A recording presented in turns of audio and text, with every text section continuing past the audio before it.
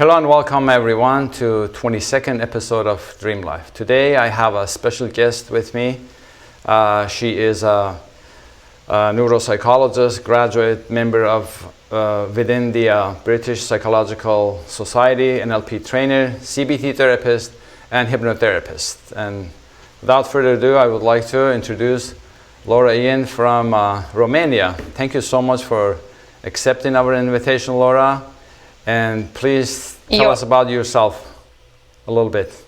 You're welcome. You're welcome, Albert. It's my pleasure to be there with you. And what can I say more about me? You already said I'm a neuropsychologist. I'm a graduate member within the British Psychological Society. I love working with people, and I'm accustomed to say that I do not do therapy. I'm empowering people to become their best version they were designed for. So here I am today with you, hoping for the best, and I'm pretty much convinced that people will be thrilled to listen to us today. Absolutely. Thank you so much. I'm going to right off the bat asking you a very simple yet very fundamental question. Most of us throughout our lives, we come across hindrances, obstacles, and problems, and the pattern and attitude we choose, unfortunately, is not very empowering one. Most of us, when we face these difficulties, we start complaining. So, and unfortunately, a huge majority of people stay there, and they keep complaining. They become a complainer. It becomes part of their personality. And they just live with it as if it's a normal thing to do. So what I would like to ask you is, and I would like to discuss it as much as we can, how do we transition from a complaining state of mind to a more productive state of mind? A state of mind that can take us to the future, a brighter future. How can we overcome this complaining attitude? Oh, that's a very good question. That's a very good question. And I dare to say that's a universal question. If we think about the days we live, the tough time we live, and this pandemic situation, I think that this kind of question and other questions related to this, how do I overcome my fears, my anxieties? How do I go from complaining to a creative problem state of mind or solving problem state of mind?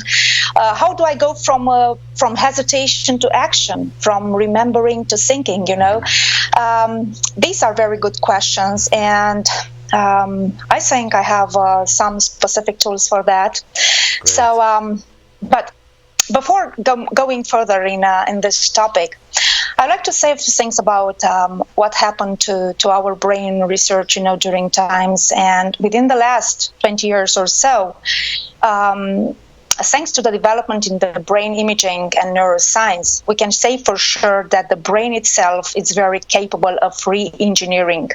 When I say re-engineering, I'm using a very technical term for neuroplasticity, which is the capacity of the brain itself to change. Absolutely. There are some words that come right now into my mind of an early pioneer in the field of neuroscience, as Donald Hebb, I think, who said that neurons that fire together wire together. So if we pay attention to these words again, neurons that fire together, meaning producing thoughts, wire together, meaning producing some chemical and structural changes inside the brain. So in other words, the way we think shapes our brain and our body. The way we think produces some chemical and structural changes inside our brain. And it's a very well-known fact that the way we think influences the way we feel, and therefore influences the way we behave. So it's everything under our control, in our power. Negative thoughts, for example, shape our brain for the worse, while the positive thoughts shape our brain for the best. Everything we experience in our life is like a reflection of our choices. Absolutely. Complaining is a choice, of course. Complaining is a choice. How much time you spend on complaining is a choice as well. Of course, it is not a smart choice. No, it's not. Yeah. And I was wondering, while working with my patient, what keeps them in that state? Because the brain itself is not designed to solve complaints. The brain itself is designed to solve problems. And when I say that, let's move further back. And I'm not saying about, talking about Homo sapiens or Homo sapiens sapiens. Let's go further to Homo erectus, for example, the man who had to stand up in order to pick up some fruits, for example. And I was wondering, how about the Homo erectus complaining about the fruits not falling down on earth, complaining about, I don't know, not finding food, stuff like that, Yeah. And you reach out to the conclusion that human brain was designed to solve problems. So in order to solve a problem, you have to have a question, right? Complaining is not about questions. Yes. Complaining is not about question. So the first step you take so as to move from complaining to a very productive state of mind, which is creating problems, solving problems, is to move from a statement to a question. For example, when you say, I'm not happy, no one loves me, I'm alone, I'm not healthy enough, I'm not wealthy enough. Instead of doing this and practicing these states for years, so long that they become part of you, your physiognomy is going to listen to your brain, and you tend to be unhappy, unhealthy, unwealthy, and so on, Instead of doing that, move a little bit and rephrase or reframe and say, what can I do to be happy? Absolutely. What happiness means for me, Yeah, exactly. How is happiness looking like for me? Yeah. Yeah, it's interesting how these how we can change really our state of mind just by reframing the question, like you were saying. Yeah. Because what we say, our brain has a cybernetic mechanism. It hears what we say, and based on that takes action. I don't want to use so much jargon and big words, but to make it really, simple and practical, it's if we can learn to intentionally think, what I'm getting from what you're saying, that is really the key. So we choose what we think about. We choose, the words, the wording, because, and we can, go into it a little deeper if we choose our tonality and physiology. These all have to do with how that question that we're asking is going to affect us. It changes biochemically. If someone says something like really mild, it's very different than saying something really dramatic and drastically, it changes our physiology. So it does, affect the way we think and the way we see even world, because that's how we interpret things based on our state of mind. That's what I'm understanding from what you're saying.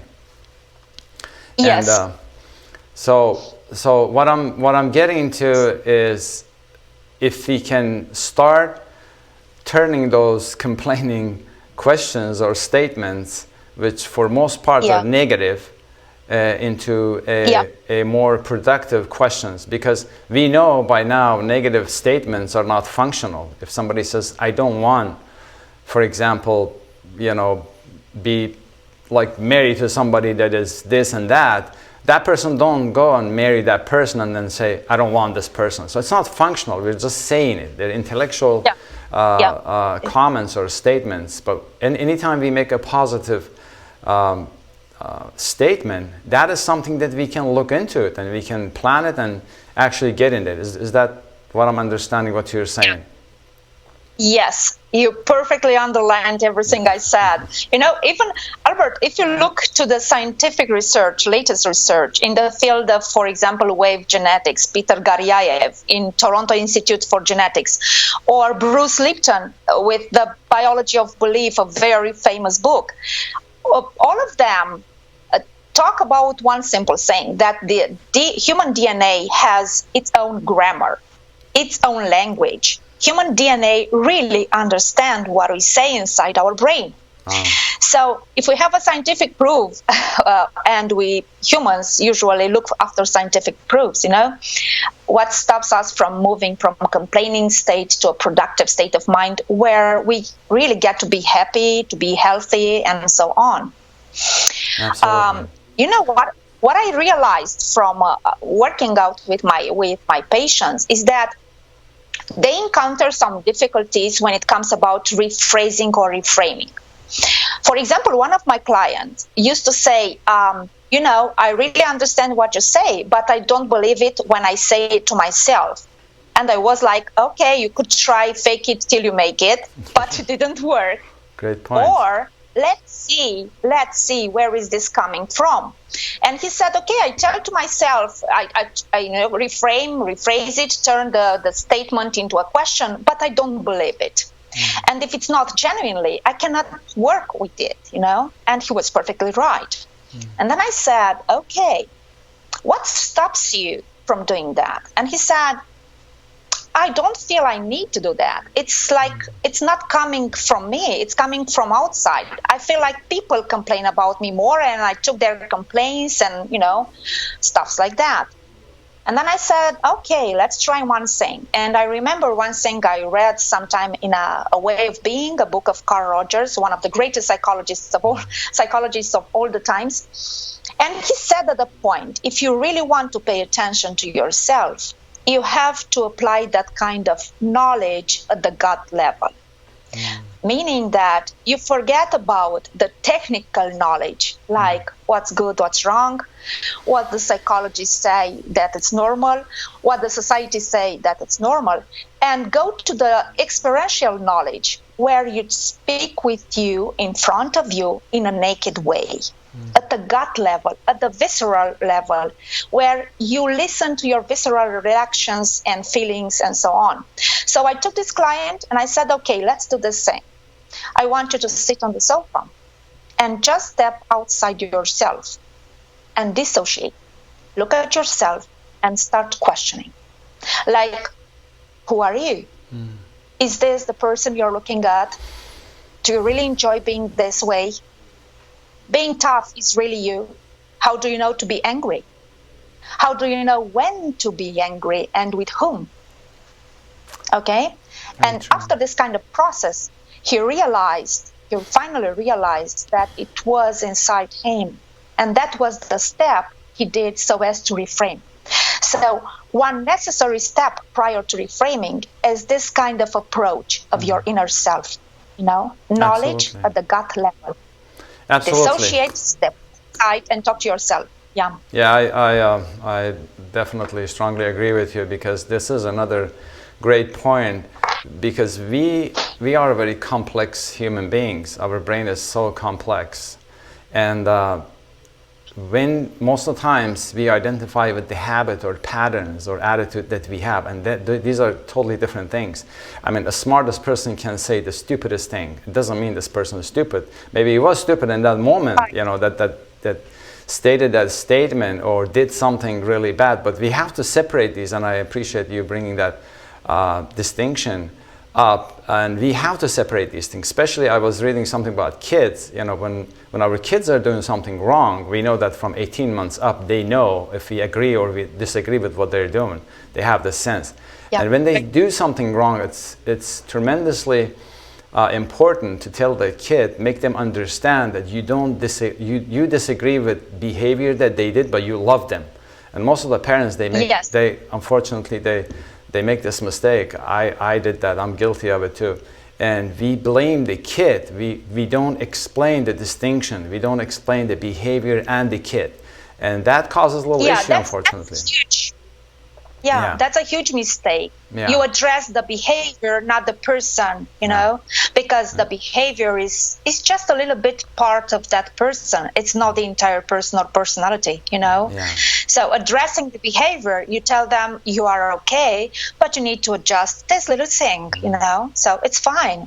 You assure them, you give them some security, some support, and they feel, pretty much comfortable to go out of their comfort zone and produce some changes. Yeah, absolutely. Even when we grow up, we have to really make that distinction about ourselves, because most people judge themselves. They beat up so much themselves that they don't even allow themselves to make a mistake. We have to understand we're human beings, we're going to make a mistake, and we distinguish these things. Okay, I did something wrong. How do I fix it? How do I not do it next time? Yeah. Not to, get depressed and get upset or get like hopeless that I'm a horrible person. How many people, I remember I had a good friend, neighbor used to say, I'm so stupid. I said, stop saying that. Everybody does stupid things. We're not stupid. When you were loving your kids, when you wake up every morning and go to work and earn, your family income, that's not stupid. That's very loving. You make some good questions. Good deeds in our life. All of us do. So are the mistakes. So are the stupid things we do. But it's important to really distinguish things. I think this is a great point. At the same time, I was going to ask you, now, nobody becomes Arnold Schwarzenegger by going to gym once. So practice is a big part of this. Once we learn, we were talking a little earlier about changing the questions, rephrasing the questions that we have, or complain for that matter. Once we do that, we're not going to become like good and like all uplifting and happy person after. We have to practice that, and I would like you to elaborate on that a little bit, the process of practicing. Yeah, okay. So this is just the beginning. Practice, practice, practice till you make it perfect. And not to forget one thing: the bridge between the goal and the accomplishment is designed by determination and discipline.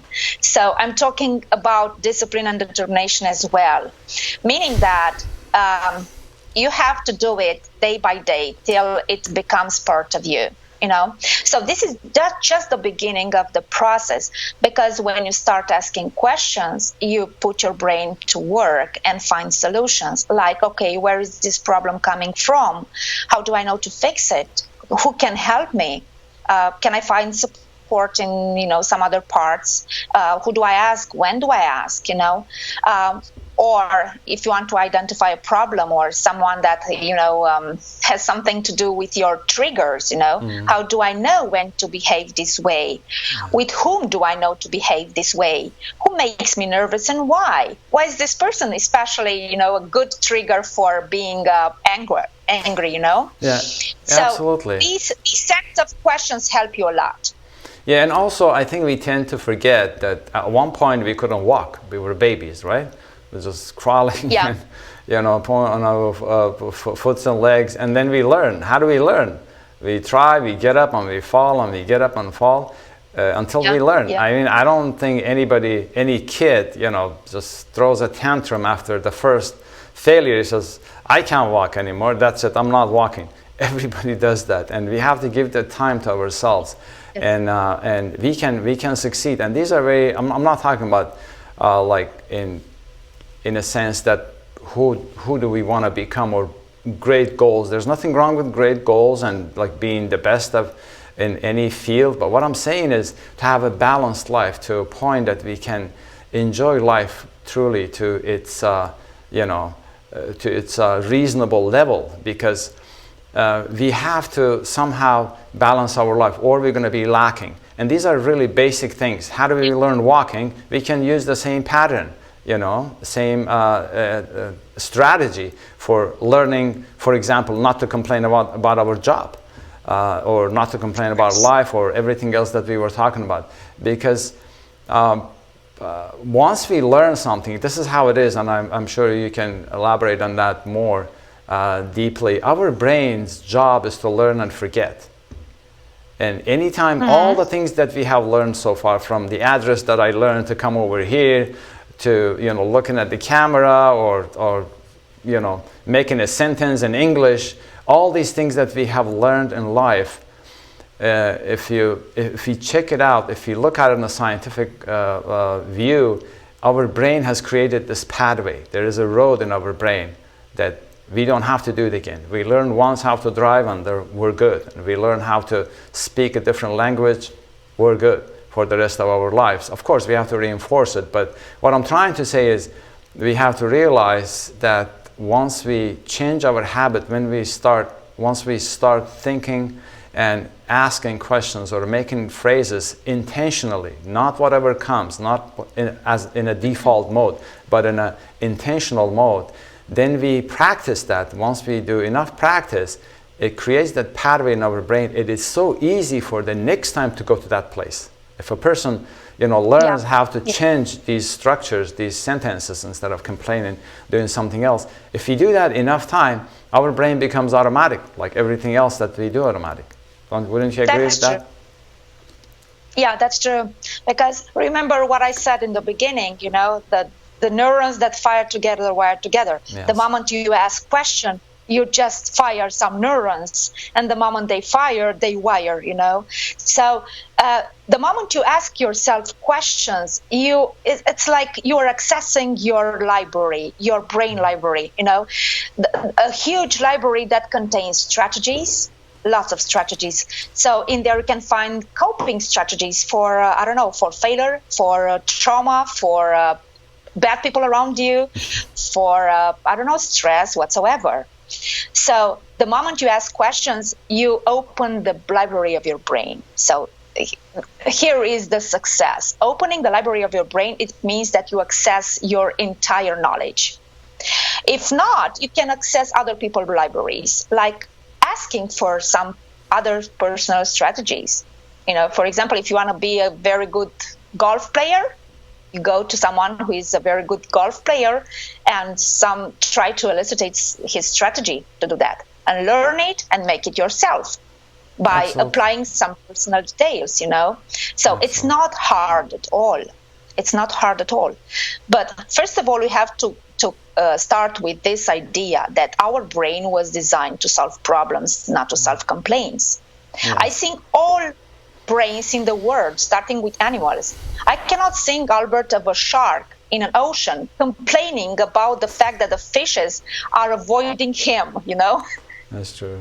The shark is looking up for solutions, Yes. So God, or I don't know who in the universe, designed us very smart, but we tend to be stupid. I don't know for what reason. So let's move with this. Let's reframe, rephrase, so as to access our internal library in our brain and look for the best solutions we already have. Yeah. No, I agree. It's I think Jim Rohn once said, every tree grows to its whatever the creator has given it, and every animal does whatever the creator has. The only human beings, they stop growing at one point. Yeah. And we know why, the things happen, who you were raised with, the authority voices in your life, and then your world view, how you see the world and how you see yourself compared to that world. These are all, but animals are, they're not under this law. They just live with, with the fact that I don't think they understand what complaining is. This is something that we created, I guess. But I just want to. I really wanted to use these examples really to underline, going into extreme, really to underline that complaining is something created by humans. And the moment we understand that we are designed to be smart, we should, turn back to be smart again. So it's pretty much in our power, under our control to do that. It's not difficult at all. Absolutely. But the first is to stop complaining, start thinking, and do that by questioning. Turn the statement into a question. Yeah, that's what I was going to ask, actually, or make a comment, and you're welcome to make a comment as well. When do we really, what is the threshold? What is really pushing us, if you want to elaborate on that? Why don't we make a mistake?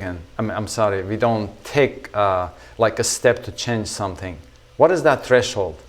Is it for everybody different? I think it's just a personal opinion. People usually make changes when enough is enough, when the pain is too high or they want something badly, These are the two situations coming out from my experience for about 20 years that people do changes only in these two situations. When enough is enough or they want something badly. If not, they spend time enough in their comfort zone complaining, If they are forced by, I don't know, some external factors, if they are forced to make changes, they will. eventually. Exactly. If not, they spend time in there. It's a general topic here. It's there are particular cases, of course, when people do changes because they cannot stand themselves being in a comfort zone where they complain. But we talk here about a very, let's say, elaborate kind of thinking process where acknowledgement and awareness are very, very well developed. Yes. So these kind of people who are very aware of their state, who pay a lot of attention to themselves, who practice this kind of knowledge at gut level, as Carl Rogers said, and dissociate, they are capable of awareness and acknowledgement. They know where they're coming from, what's bothering them, why they are reacting this way. And the moment they realize that, they go after changing, themselves. Yeah, absolutely. And I believe programs like this, we're trying to kind of motivate people not to wait until it's like really horrible, or they have lost so much, or they have so much hurt in their life that it's unbearable and they have to make a move or make a decision. I think these programs are for those folks who are maybe not at the threshold, but they're still hurting. Something is going on and something has been dragging for a long time. So we're encouraging them to take the action. Don't wait until it's too hard or too bad that you have to do something about it. It's like people, if you have to study, we all have been students at one point, don't wait for the last night and a couple hours and you don't know how to study and you're not going to do well tomorrow. The whole life is like a game, is like a test. The more prepared we are, the better we're going to do, and the more we're going to enjoy the results. So I think my suggestion would be for people who are realizing that there is a problem that's been dragging on for a long time. They know about it, they know it's not good, they know it's not normal, or it's not beneficial to themselves in the first place and to the surrounding people who love them, their family members, or whoever is involved in their life. Don't wait, just take an action. Like you were saying, I love the way you put it in. We don't have to invent the wheel. If we don't know about it, we go ask somebody who knows about it. My God, you can get a PhD just by Googling things and learning about things. You don't really have to go to like expensive schools and learn about it. There's so much information in there, so much help out there that people are freely putting on internet. I think that's the best part of internet I can tell. And just encourage people, to just take action and don't wait for something. Don't wait for the default result. That's not going to happen. We have to take action. We have to do something. Our life is a sum of the actions and decisions we made. Yes. Yeah, we have to take action. But prior to that, Albert, it's very important to stay connected with us. To really stay connected with us and pay attention to everything we feel, up to the visceral level of our reactions, Pay attention to our words. Words are extremely precious, They speak out our brain. I remember once I met a young man. He came to me, he called me and he said, I'm depressed. And I said, I'm Laura. And he said, by the way, my name is Andrew. And I said, no, you already said your name is depressed. Yes. And he said, no, sorry, excuse me, I feel depressed. That's a very different saying, Absolutely, yes. Different saying. Yes. So just pay a little bit of attention to your words, because the moment you say your identity is depressed, you are dead already. Absolutely. When you say you feel depressed, you have a chance, believe me. Okay? Yes. So this young man came to me and I said, pay attention to the words. Pay attention to the words. Pay attention to everything you feel. So the first step prior to take action is to stay connected with you. Mm-hmm. Staying connected with you, it's like having always a light in your brain, paying attention to everything what's happening around you. It's not about, forgetting about negative emotions and negative thoughts. It's not about that, denying them. It's about acknowledging them, accepting them, and working with them. Yeah. Because anyway, mental health is about that. It's about dealing, not being positive at all. It's about dealing with negativity in such a manner that it helps you take control of your life. That's true. You know? Yes. Yeah, absolutely. I think that's a great point. We don't want to get too far away from what we were discussing, but in fact, that's very interesting. I mean, I think adults and youngsters, they spend more than 5.4 hours a day on the internet, and there's so much distraction that we kind of ignore ourselves. We forget about ourselves. That's very true. Yeah, and I agree with you 100%. Just to look at ourselves, who we are, how do we define ourselves, and what do we think about ourselves? You know, the charity begins at home. You want to do something good, start with yourself, and that's absolutely true. Yeah, that's true. Very good. Thank you so much, Laura. If you have anything at the closing, you have a suggestion. I mean, we asked a lot of questions, and we answered a lot of questions. But if you have anything in closing, I would love to hear that. Well, I want to say that you are doing a great job. Thank you. A great job, and keep doing this. Thank you. It's amazing. Definitely will change lives for the best. Thank you. So I'm here anytime you need me. Thank you. And I will be more than happy to be there with you. Thank you so much for being very gracious and accepting our invitation. I'm sure our audiences really enjoyed. I'm sure, absolutely sure that we can go into more details. We're trying to cover a big subject in a really short time, and we'll have in the future we'll have more opportunities to talk, and we'll probably bug you again and ask you to come and explain these concepts, these simple concepts that they can make huge difference in our lives. So I want to thank you again. Thank you so much for taking the time and joining us from Romania. Laura, Ian, we're going to put your information if anybody wants to contact you or talk to you.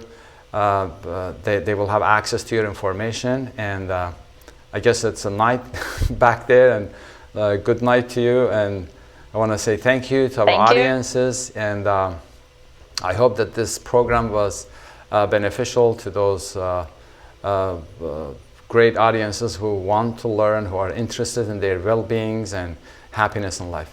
Thank you again, Laura, and thank you, everybody. We'll see you next week. Thank you, too. Thank you. See you soon. Bye. Bye-bye. Thank you so much for watching, and we will see you next week with another program.